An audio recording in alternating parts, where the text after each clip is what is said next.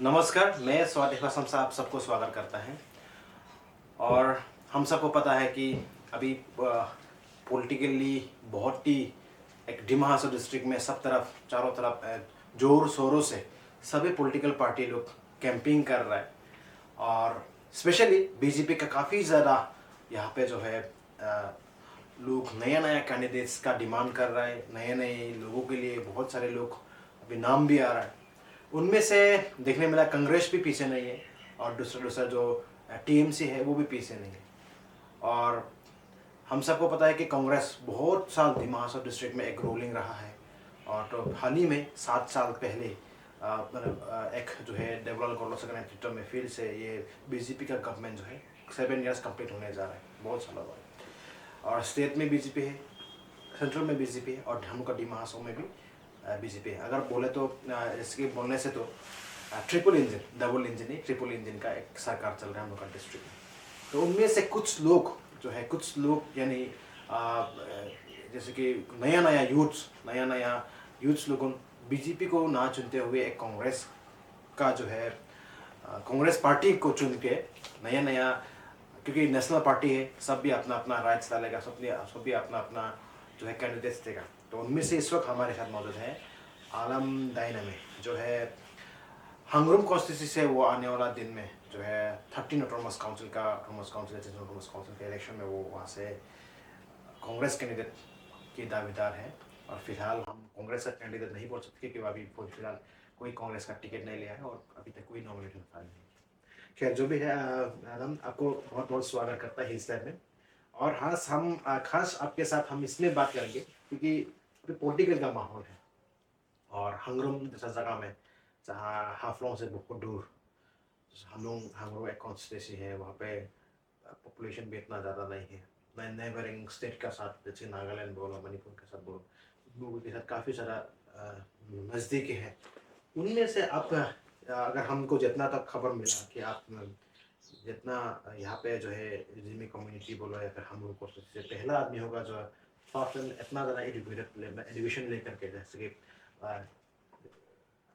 Law में master degree या फिर पीएचडी करके आप पॉलिटिक्स में जाएगा। आप चाहे तो दूसरा फील्ड आप चुन सकते थे।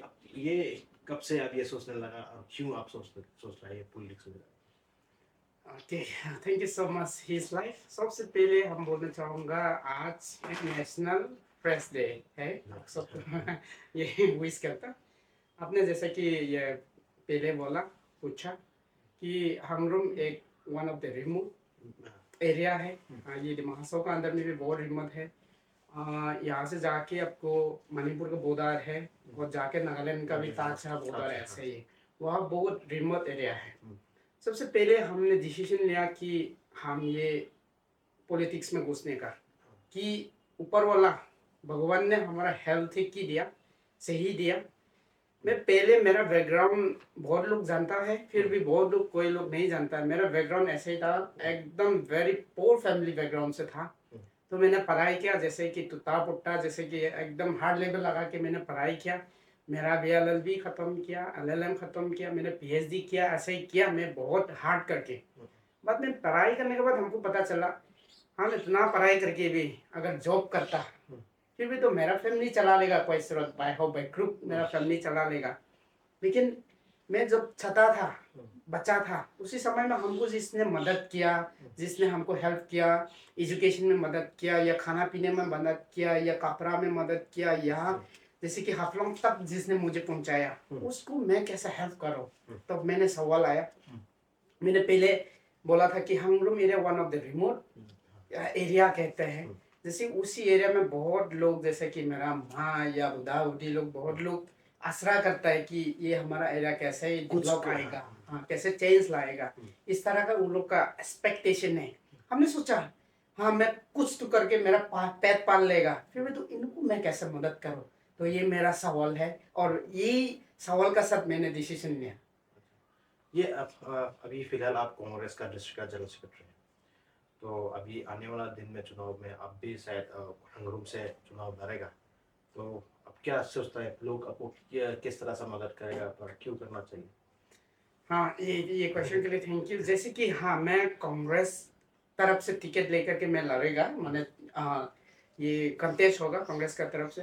मेरा मेन ऑब्जेक्ट और मेन फोकस और मेन मेरा पॉइंट है कि जैसे कि हम लोग मेरा रिमोट एरिया है, वहाँ ना पुलिस, ना आर्मी, ना एडमिनिस्ट्रेटिव, ना लॉ, वहाँ कोई नहीं है। जैसे कि कोई लोग फिजिकली जो फोर्सफुल है वो लोग कंट्रोल कर रहा है या ना कुछ कर रहा है, ऐसे ही वो वाला को हम चाहते हैं कि हंगरम एरिया में एकदम डेमोक्रेसी, व्हाट इज डेमोक्रेसी, वो लाने के लिए चाहता है। नंबर वन, पीसफुली इलेक्शन होने के लिए चाहता है। कि लास्ट टाइम इलेक्शन का भी मैंने सुना कि कोई कुछ हुआ, ये हुआ, किसने एफआईआर दिया, वो क्या ऐसा हुआ था। मैंने 2 बार राउंड जा चुका है ये हमारा एरिया में, बोरोनेंगनो, एनपुंगो, हंगरोम, पिसोंकाई, एनसोंकाई करके जा चुका है। और कोई बुधारुक ने मुझे बोला, अलम आप निकलेगा, बहुत अच्छा लगा। लेकिन मुझे डर लगता है कि हम आप कांग्रेस को वोट देगा तब गांव वाला मुझे तंग करेगा, गांव वाला मुझे प्रॉब्लम देगा, गांव वाले मुझे वोट देने तक भी अलाउड नहीं करेगा। मैंने बोला अरे ये कैसा कब से हुआ, ये कैसा हो सकता है? ये डेमोक्रेसी ये डेमोक्रेसी कंट्री है, आप जिसको चाहता है उसको वोट देने का आपको राइट होना चाहिए। गांव वाला ने बोला देखो भाई, यहाँ पुलिस नहीं है, यहाँ एडमिनिस्ट्रेटिव पोस्टा नहीं है, यहाँ जिसने कंट्रोल कर लेता है।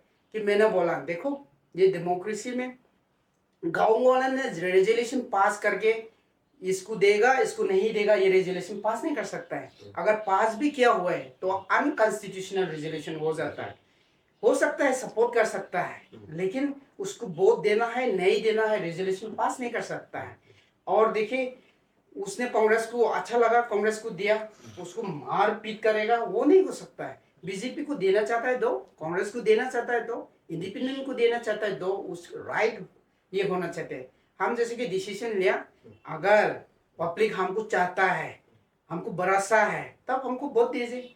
अगर उनको भरोसा नहीं है, फ्री जहाँ भी जाना चाहते हैं वो जा सकता है, वहां में जाके वो वोटकास्ट कर सकता है।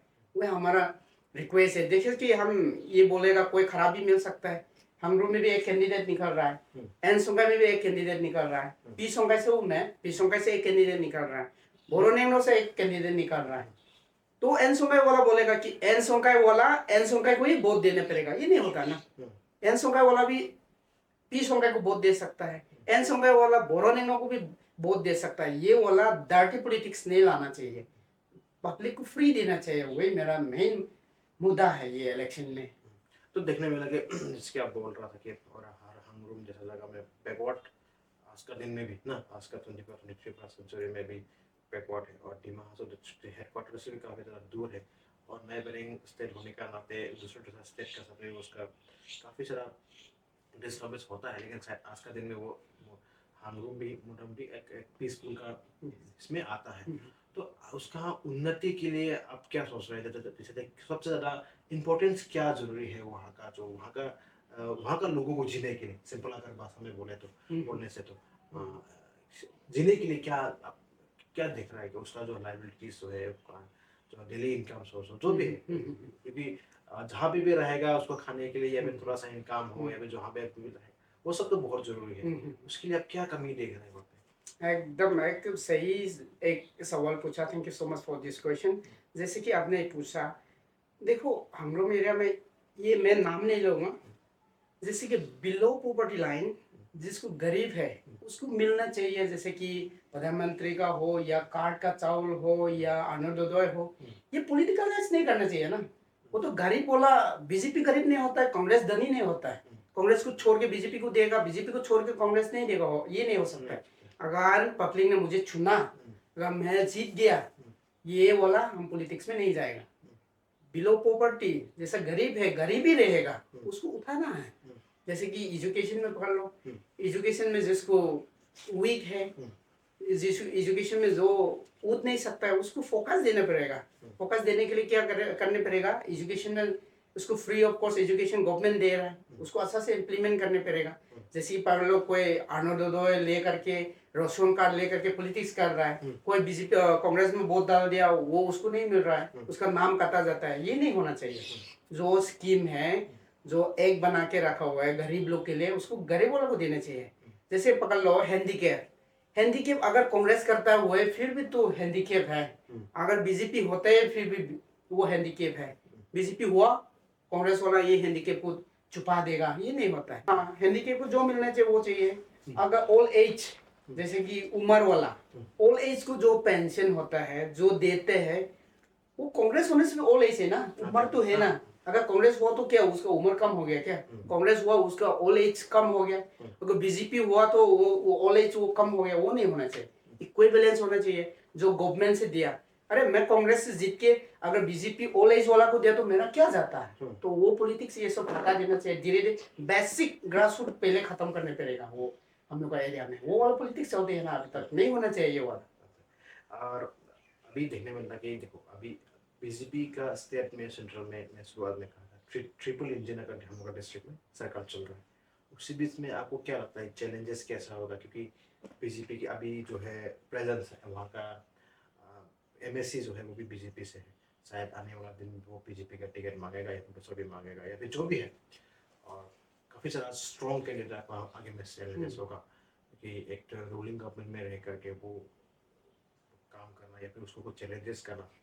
और कांग्रेस का अभी देखा जाए तो लीडर्स भी दूसरे पार्टी की तरह इतना स्ट्रॉन्ग लीडर्स कमती देखने मिलता है। वो नहीं है ऐसा बात नहीं, लीडर अच्छा लीडर है, फिर भी फिजिकली मेंटली जब भी मनी पावर मतलब बहुत कुछ होता है इलेक्शन में देखने में। तो आपका वो स्टैंड होना बहुत जरूरी है। अब कैसा सोच रहा है आने वाले दिन में चैलेंजेस दूसरों को जो अपोजिशन पार्टी को आप कैसे लड़ेगा? हाँ हाँ, बात सही है। जैसे कि आपने बोला सेंट्रल में ये बीजेपी गवर्नमेंट चल रहा है और ये स्टेट में बीजेपी गवर्नमेंट है।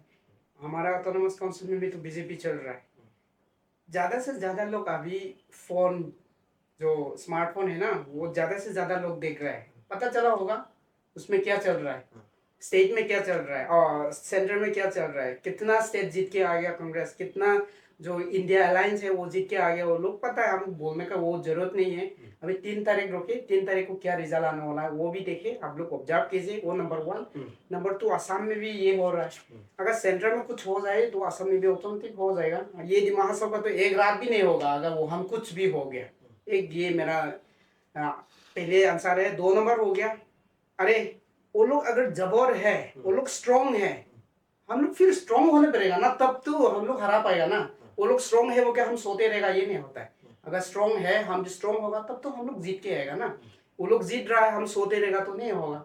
वो अगर वो लोग स्ट्रॉन्ग है तो हम खुद भी स्ट्रॉन्ग लगा के वो करने पड़ेगा। जैसे कि देखो हमारा एरिया के लिए हम फिर फोकस करेगा। अभी हमारा एरिया में बीजेपी में 3 कैंडिडेट हैं बीजेपी में। हाँ, एक हो गया आपका नवाज सर, एमएससी है वो अभी फिलहाल अभी इसका सरकार है, वो इसका गवर्नमेंट में है। 2 नंबर हो गया हमारा ये रोबर्ट जी होंग समिंग रिया में, वो भी तो अपना बीजेपी टिकट लेके ला रहा था।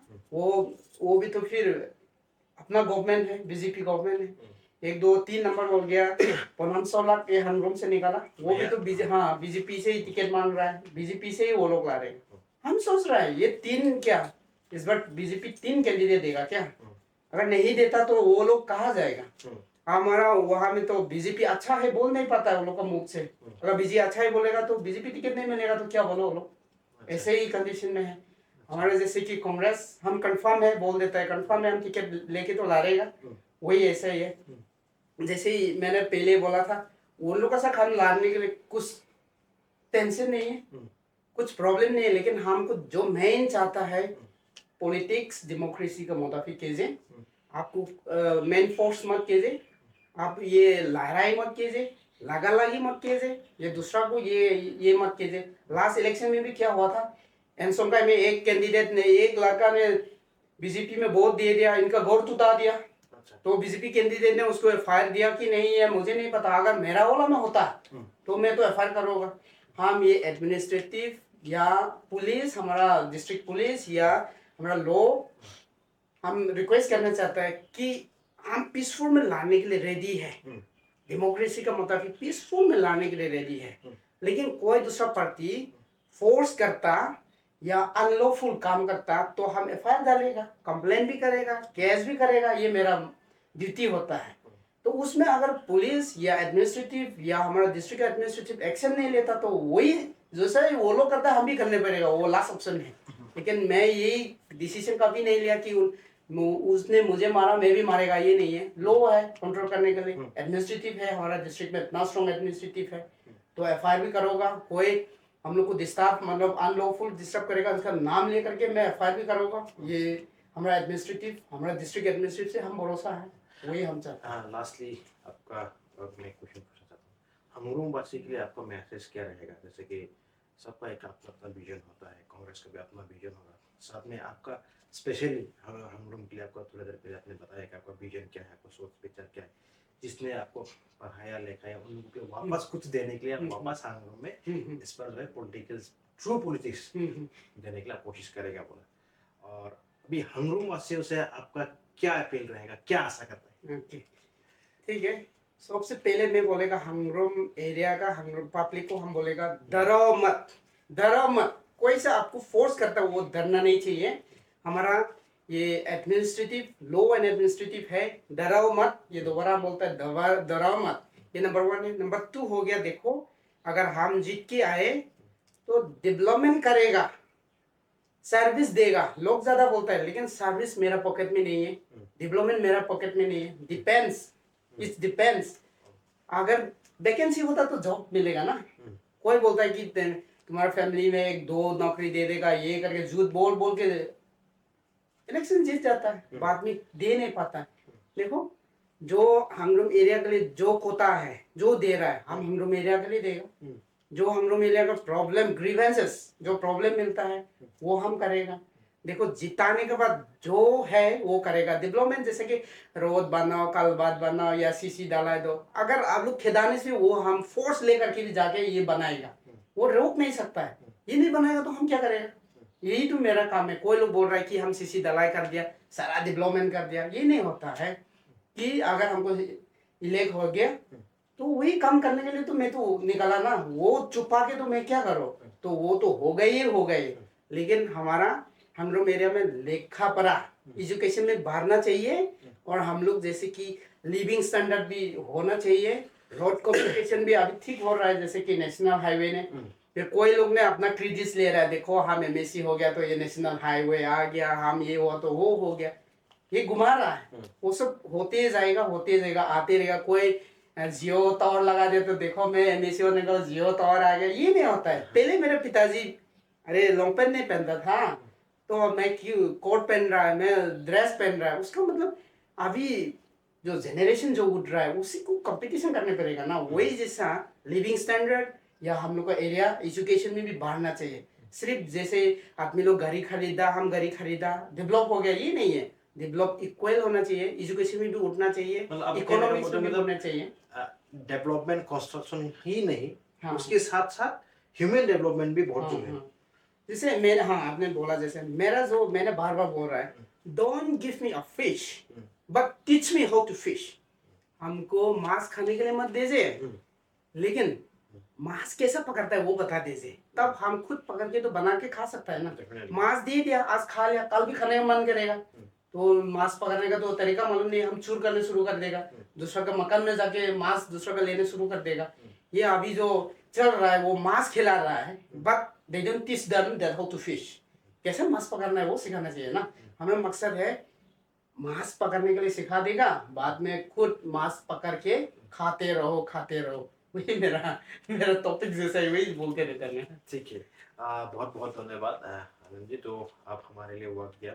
और भी हमारी इस शो में देश का हिल सर्कल में हम और भी लोगों के लिए आप लोगों का जो आने वाला कैंडिडेट का, उन लोगों सभी का जो दिल का बात हम जानने की कोशिश करेगा, और पब्लिक को भी ये भी जानने की कोशिश करेगा कि वो लोग भी अपना कैंडिडेट या फिर जो भी है और जिसको वो वोट देने जा रहा है, उनका सोच विचार क्या है, उनका आने वाला विजन क्या है, उन सारी चीज़ों के हम जितना तक कोशिश करते रहेगा, और आपको आप इसमें वो उन सारी बातों को हम लेके आने में कोशिश करेगा। क्योंकि हर कैंडिडेट्स का जो है वो जीतने का काबिलियत होने से भी, या फिर कोई कोई क्या होता है कि वो उसका सोच विचार क्या है, उसका काम करने का क्या होगा, ये सब दिल में भी एक सवाल रहता है कि आने वाले में वो क्या प्रॉमिस करेगा हमारे लिए।